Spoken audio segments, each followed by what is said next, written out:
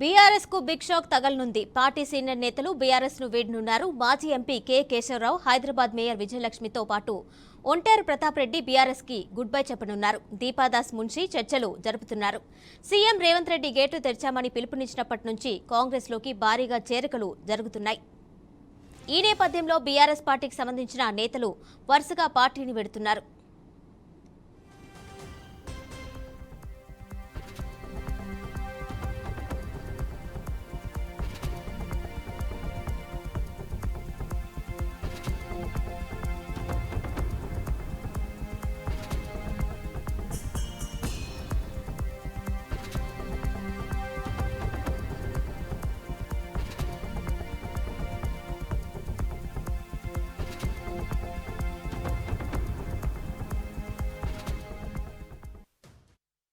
అవతల ఖాళీ అయినాక ఇక మూసినా తెరిచినా ఒకటే కదా.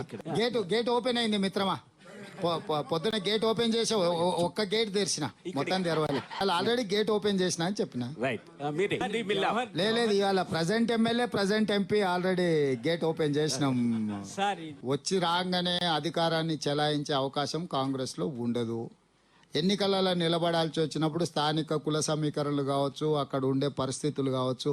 ఈరోజు చాలామంది ముఖ్యమైన నాయకులు అందరూ కూడా ఎమ్మెల్యేలుగా మంత్రులుగా ఉన్నప్పుడు పార్లమెంట్ ఎన్నికల్లో పోటీ పెట్టడానికి సామాజిక పరిస్థితులను కూడా దృష్టిలో పెట్టుకొని పార్టీ నిర్ణయం తీసుకుంటుంది.